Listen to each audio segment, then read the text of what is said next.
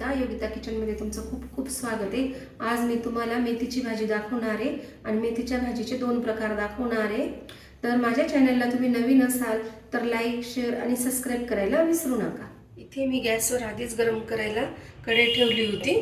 त्यात मी आता भाजीसाठी 1 ते 1.5 पळी तेल घालणार आहे। आपल्याला मस्त अशी मेथीची भाजी करायला घ्यायची। इथे आपल्याला लसूण टाकायचं आहे, त्यानंतर हिरव्या मिरच्या टाकायच्या आहे, जिरं घालायचं आहे। भरपूर असं जिरं घातलं आहे आणि लसूण सुद्धा भरपूर वापरलेला आहे, छान चव लागते। आणि हिंग घालायचं आहे आणि परतून घ्यायचे, छान असं परतून घ्यायचे आणि लसूण छान तळू द्यायचे आपल्याला। लसूण छान तळून झाला, त्यात आता आपल्याला मेथीची भाजी टाकून घ्यायची आहे। मी मस्त 2 पाण्याने ही मेथीची भाजी धुवून घेतलेली आहे। मेथीची भाजी कधीही मोकळ्या भांड्यात धुवायची असते। अर्धा टीस्पून मी इथे मीठ घालणार आहे। आपल्याला कोरडी भाजी करायची, त्यासाठी मिठाचं प्रमाण कमीच ठेवायचं आहे आणि अगदी कपभर आपल्याला पाणी घालायचे, बघू शकता।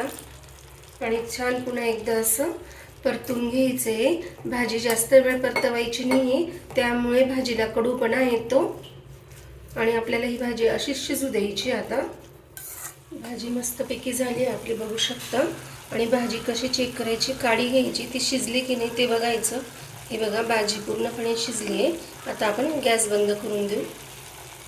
छान भाजी झाली आहे, आता आपण टिफिनमध्ये भरून देऊ। आता आपण पुढची भाजी करायला घ्यायची आहे। मेथीची भाजी करण्यासाठी इथे मी मिक्सरमध्ये 1 ते 1.5 चमचा जिरं घेणार आहे, बघू शकता तुम्ही। आणि त्यात 4 सुक्या लाल मिरच्या घेतलेल्या आहेत आणि आता आपल्याला ह्या मिक्सरमधून आधी वाटून घ्यायचे। हे बघा, जिरं आणि मिरची छान वाटून झालेली आहे। यात आता आपल्याला जवळजवळ मी अर्धी लसणाची कांडी घेतली, हा लसूणसुद्धा ह्या मिक्सरमधून वाटून घ्यायचं आहे। मी गॅसवर आधीच कढई गरम करायला ठेवली होती, त्यात आता आपल्याला 2 पळी तेल टाकून घ्यायचे। आपण सुकी भाजी करणार आहोत मेथीची। आधी आपण एक भाजी केली, आता दुसरी भाजी करणार आहोत। त्यात आपल्याला हिंग घालून घ्यायचं आहे। आपलं हिंग टाकून झालेलं आहे आणि मी आता गॅस फुल करते। त्यात आता आपल्याला एक कांदा चिरून घेतला आहे मोठा, तो कांदा छान असा गुलाबी रंगावर तळून घ्यायचा आहे। छान असा आपला कांदा गुलाबी रंगावर परतून झाला आहे। त्यात आता मी थोडं मीठ घालणार आहे, अगदी थोडं घालायचं आहे, आपल्याला पुन्हा घालायचं आहे मीठ। आणि आपण ही चटणी मिक्सरमध्ये वाटून घेतली होती, बघू शकता। यात लसूणसुद्धा वाटून घेतला आहे आपण आणि हे सुद्धा छान असं या कांद्यामध्ये परतून घ्यायचं आहे।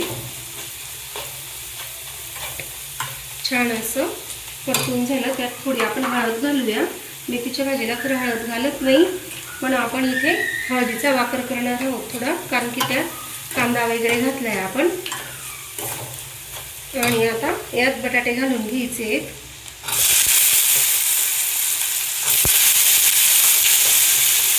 आणि हे सुद्धा असे व्यवस्थित परतून घ्यायचे आहे।